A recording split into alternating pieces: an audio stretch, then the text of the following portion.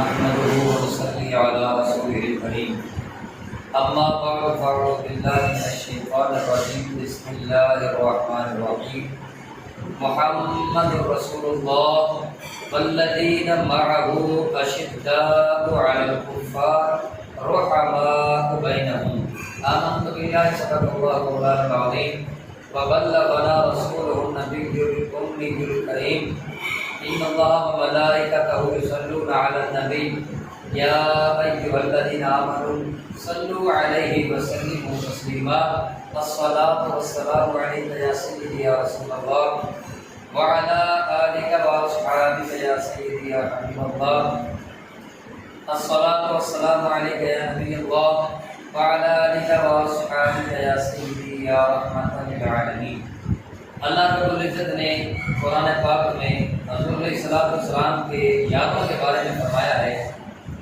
محمد رسول اللہ کہ محمد صلی اللہ علیہ وسلم اللہ کے رسول ہیں والذین معہ اور جو ان کے ساتھ ہیں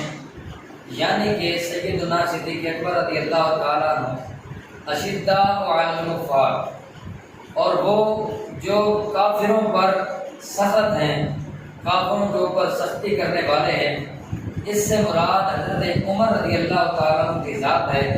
اور نبی رحمت صلی اللہ تعالیٰ علیہ وسلم حضرت عمر سے بڑا ہی پیار فرماتے تھے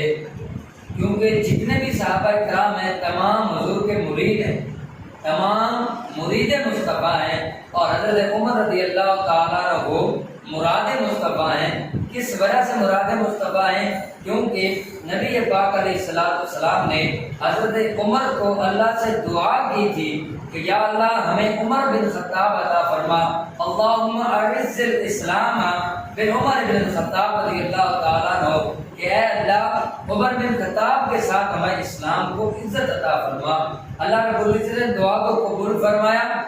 اور عمر کے دل میں اسلام کی محبت ڈال دی اور پھر حضرت عمر رضی اللہ تعالیٰ عنہ دین اسلام کو قبول کرنے کے لیے خود ہی چل کر دار ارقم میں تشریف لے آئے جہاں پر نبی پاک علیہ السلام دیگر صحابہ کرام کے ساتھ موجود تھے تو جب حضرت عمر تشریف لائے تو دروازے پر دستک ہوئی پوچھا گیا کون ہے حضرت بلال حبشی رضی اللہ تعالیٰ عنہ آپ تشریف لے کر آئے اور نبی پاک علیہ السلام کی بارگاہ میں عرض کی کہ یا رسول اللہ عمر آیا ہے کون سا عمر آیا ہے فرمایا عمر بن خطاب آیا ہے تو کیا ارادہ لے کر آیا ہے یا رسول اللہ اس کے ہاتھ میں تلوار ہے تو نبی پاک علیہ السلام نے فرمایا اگر عمر نیک ارادے کے ساتھ آیا ہے تو ہم اس کا خیر مقدم کریں گے اس کا استقبال کریں گے اور اگر وہ کسی غلط ارادے کے ساتھ آیا ہے تو میں اس کی تلوار کے ساتھ اسی کا سر قلم کر دوں گا یہ نبی پاک علیہ السلام نے فرمایا تو جب عمر بن خطاب حاضر ہوئے اور حضور علیہ السلام کی بارگاہ میں آ گئے تو آ کر عرض کرنے لگے کہ یا رسول اللہ صلی اللہ تعالیٰ علیہ وسلم مجھے بھی کلمہ پڑھا دیجیے میں بھی اسلام میں داخل ہونا چاہتا ہوں تو جب عمر بن خطاب رضی اللہ تعالیٰ عنہ دین اسلام میں داخل ہو گئے تو صحابہ کرام اور حضور علیہ السلام دار ارقم میں چھپ کر نماز پڑھا کرتے تھے ظاہر طور پر باہر نہیں جاتے تھے ظاہر ہو کر نماز نہیں پڑھتے تھے دکھاوے کے نماز نہیں پڑھتے تھے بلکہ دار ارقم میں ایک جگہ پہ چھپ کر نماز ادا کرتے تھے تو جب عمر بن خطاب مسلمان ہو گئے انہوں نے کلمہ پڑھ دیا تو مسلمانوں کی تعداد 40 ہو گئی اب 40 تعداد ہو گئی ہے تو حضرت عمر بن خطاب رضی اللہ تعالیٰ عنہ حضور علیہ السلام سے عرض کرتے ہیں کہ یا رسول اللہ اب میں مسلمان ہو چکا ہوں کیونکہ میں جب کافروں کی طرف تھا تو وہ طاقتور تھے اب میں اسلام میں داخل ہو چکا ہوں تو اب اسلام کو طاقت ملے گی اور اسلام جو ہے وہ طاقتور ہو جائے گا تو اب ہم چھپ کر عبادت نہیں کریں گے بلکہ ہم سریعان عبادت کریں گے تو وہ ایک شاعر نے کیا خوب رہنمائی کی ہے شاعر کہتا ہے کہ میرے اسلام لانے سے یہ چھپ کر کیوں عبادت ہو میرے اسلام لانے سے یہ چھپ کر کیوں عبادت ہو پڑے گے آج کعبے میں وہ روکے جس میں طاقت ہو اڑا دوں گا میں سر اس کا کفر کا جو نواب آیا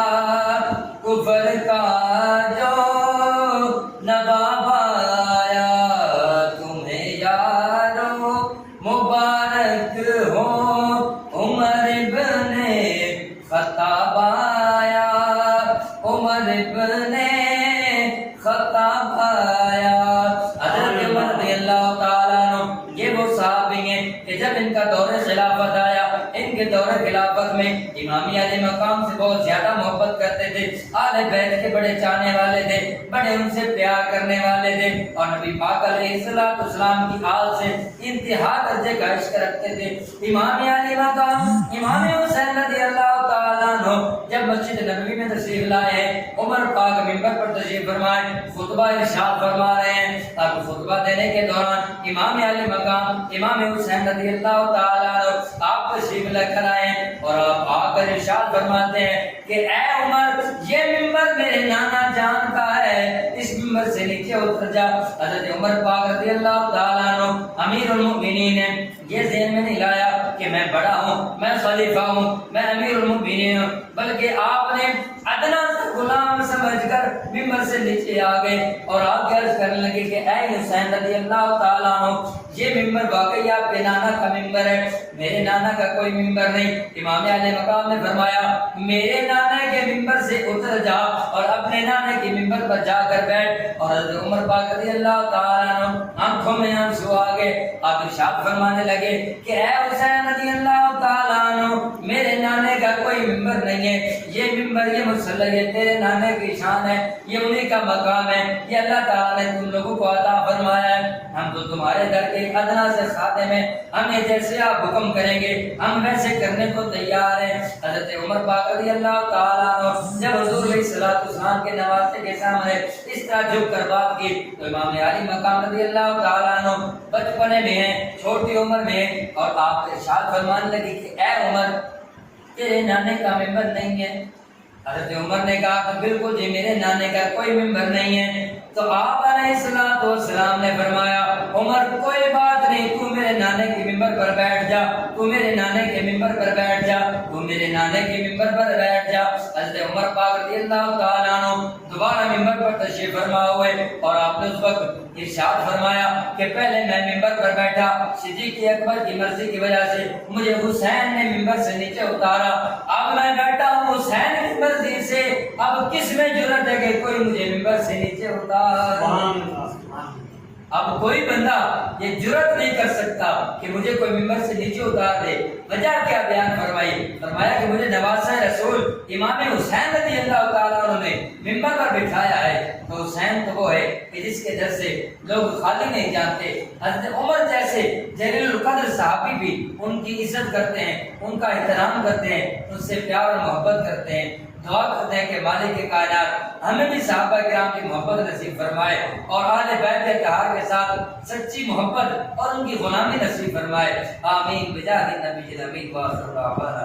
الحمدللہ رب العالمین۔